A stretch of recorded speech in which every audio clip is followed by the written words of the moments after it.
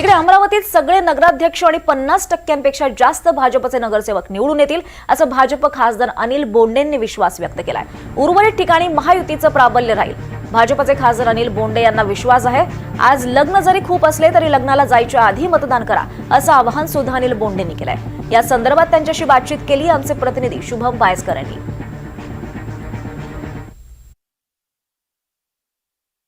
नगर परिषद आणि नगरपंचायतीच्या निवडणुकीसाठी सुरुवात झालेली आहे। एकंदरीतच जर आपण पाहिलं तर अनेक ठिकाणी महायुती आणि महाविकास आघाडी किंवा दोन्ही आघाड्यातले अंतर्गत पक्ष जे आहेत ते समोरासमोर आहेत आणि याच विषयी बोलण्यासाठी आपल्यासोबत भाजपचे खासदार डॉक्टर अनिल बोंडे आहेत।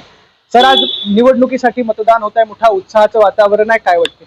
मतदानाचा दिवस आहे, पवित्र दिवस आहे आणि आपल्या नगरपालिकेमध्ये नगरपंचायतीमध्ये आपला नगराध्यक्ष आपले नगरसेवक यांच्यावर 5 वर्षासाठी जबाबदारी टाकायची आणि त्याचा विकासही झाला पाहिजे नगरपालिकेचा आणि सातत्यानं ते कामात राहिले पाहिजे। यासाठी यावेळेला निवड करण्यात चुकू नका।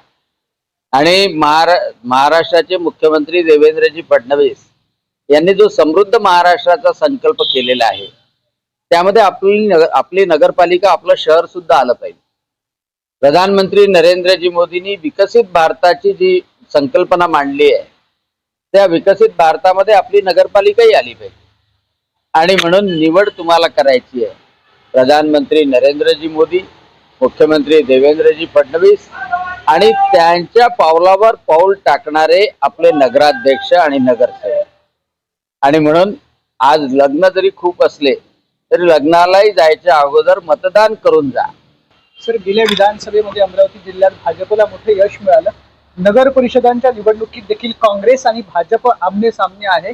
काय वाटते, किती जागा येतील आणि कसं चित्र अमरावती जिल्ह्यामधलं राहणार आहे? यावेळेला तर काँग्रेसचा प्रचारामध्ये मागमूसही दिसला नाही आणि बऱ्याच ठिकाणी असं दिसलं की महायुतीमधल्याच मित्र पक्षामध्ये लढत आहे आणि त्यामुळं असं चित्र दिसत आहे की नगराध्यक्षामध्ये तर सगळे नगराध्यक्ष, एखादा अपवाद झाला तर झाला, परंतु सगळे नगराध्यक्ष निश्चितपणे भारतीय जनता पक्षाचे निवडून येतील आणि 50% जास्त नगरसेवक हे भारतीय जनता पक्षाचे आणि उर्वरित जे राहतील त्यामध्ये महायुतीचं प्राबल्य राहील। पण काँग्रेस किंवा शरद पवार राष्ट्रवादी काँग्रेस किंवा शिवसेना उभाटा ते कुठे काही दिसले नाही आणि लोकही त्यांना जवळ करत।